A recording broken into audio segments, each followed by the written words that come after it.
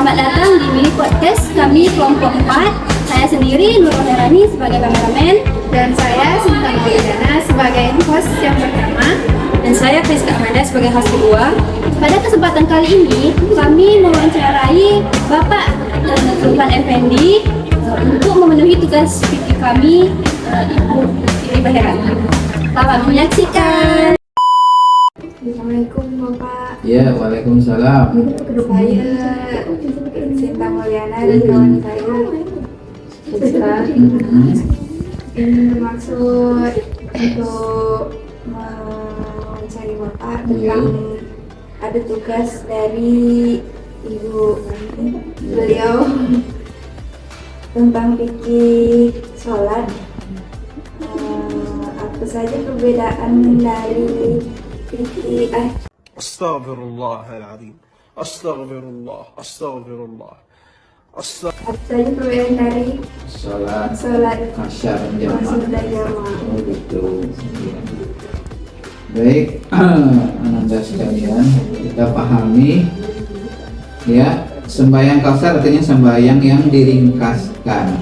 Nah, itu ya, di antara sembahyang fardu yang 5 itu ada yang bisa diringkaskan, ada yang tidak. Diringkaskan itu adalah sholat-sholat yang 4 rakaat, zuhur, asar, dan isya. Itu mengkasar artinya. Menjamak itu artinya mengumpulkan 2 sholat dalam satu waktu. Apa dalilnya? Nah, dalilnya ada ya di dalam, untuk mengkasar ini di dalam surat An-Nisa ya 101. Wa idza darabtum fil ardi falaysa 'alaikum junahun an taqsuru minas sholati in khiftum ayyabatinahumul ladzina kafaru innal kafirina kanu lakum aduwwun mubin. Apa arti dia? Nah, itu dasar hukum dia. Dasar hukumnya itu, apabila kamu berjalan di muka bumi, ya, ini berjalan, maka tidak ada halangan bagi kamu mengkasar, meringkaskan sembahyang atau sholat jika kamu takut dibinasakan oleh orang-orang kafir. Sesungguhnya orang-orang kafir itu adalah musuh kamu yang amat nyata. Adalah surat An-Nisa ayat 101 ini dalil secara umum ya. Disebut di situ kalau kita takut kafir kan, tetapi secara umum juga sholat ini bisa berlaku apabila kita dalam perjalanan. Itu dalam perjalanan maka kita mengkasarkanlah sholat itu. Ada lagi yang lain? Kapan aja sholat jamak dan qashar itu boleh dilakukan? Nah, diantaranya tadi kan syarat sah sembahyang qashar itu satu, kita berada di dalam perjalanan dan perjalanan kita itu bukan untuk maksiat.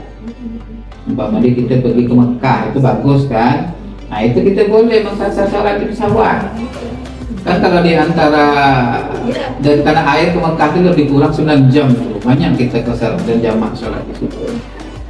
Jadi kemudian perjalanan itu berjarak jauh. Nah, ini sekali lagi perjalanan jauh itu ada ikhtilaf para ulama. Ada yang mencaratkan itu perjalanan selama 80 km ya.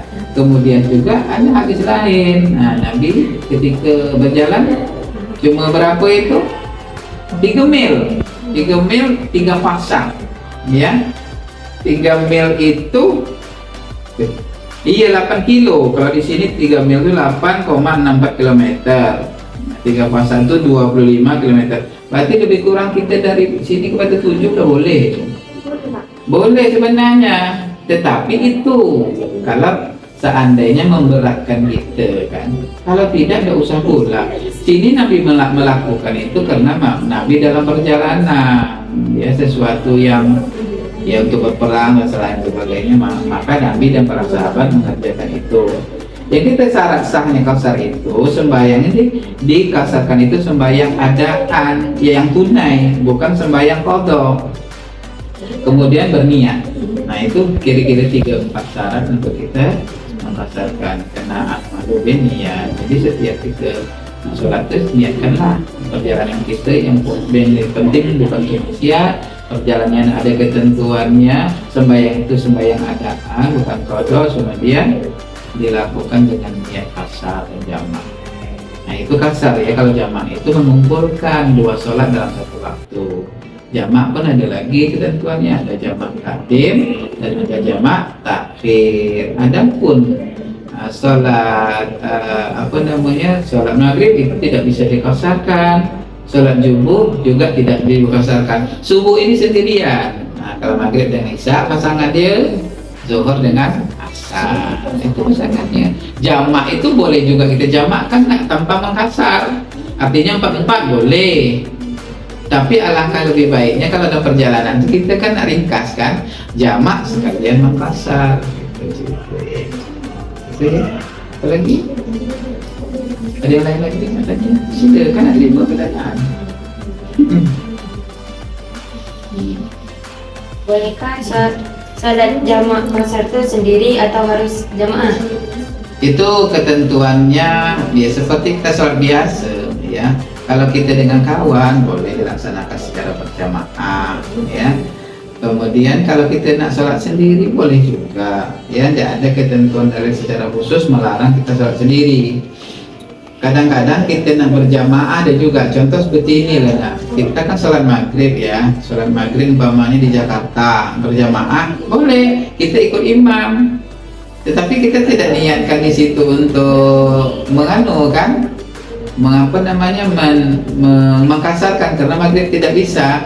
Nah setelah kita sholat biasanya kita kan minggir kan. Nah, waktu imam lagi sibuk kita minggir dengan kawan kita, sholat lagi kita melakukan sholat kasar isya dan jamak. Berarti kan selesai itu. Boleh seperti itu.